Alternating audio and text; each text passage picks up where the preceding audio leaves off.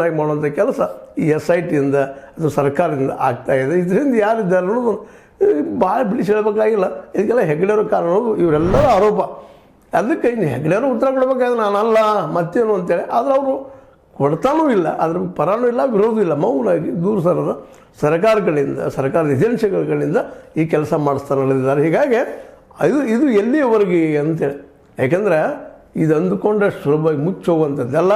ಮತ್ತು ಯಾಕೆಂತಂದ್ರೆ ಈಗಾಗಲೇ ಕಾನೂನು ಪ್ರಕಾರ ಸೋಮನಾಥ್ ನಾಯ್ಕರು ಮತ್ತು ಜೊತೆಗೆ ಅವ್ರ ನಾಗರಿಕ ಒಂದು ಏನು ಸೇವಾ ಸಂಸ್ಥೆ ಇದೆ, ಆ ಹೋರಾಟದಂತೆ ಖಚಿತವಾಗಿ ಹೆಗ್ಡೆ ಅವರನ್ನು ಈ ಒಂದು ಅಪಹರಣ ಆಗಿರ್ಬೋದು, ಒಂದು ಭೂಮಿಗಳನ್ನು ಏನಪ್ಪ ಎತ್ತಿ ಮುಳುಗಿಸ್ಕೊಂಡಿದ್ದಾಗಿರ್ಬೋದು, ಅನೇಕ ಬಡ ರೈತರ ಭೂಮಿಯನ್ನು ಕಸಿದುಕೊಂಡಿದ್ದಾಗಿರ್ಬೋದು, ಅಥವಾ ಮತ್ತೇನೋ ದಲಿತರಿಗೆ ಸಿಗಬೇಕಾದ ಅಲ್ಲಿ ಜಾಗಗಳನ್ನು ಕೊಡಿಸ್ದೇ ಹೋಗಿದ್ದಾಗಿರ್ಬೋದು, ಇವೆಲ್ಲನೂ ವಿಶೇಷವಾಗಿ ಇವತ್ತು ಹೆಗ್ಡೆಯವ್ರ ಮುಂದೆ ಬಂದು ನಿಲ್ಲೋದ್ರಲ್ಲಿ ಸಂಶಯನೇ ಇಲ್ಲ.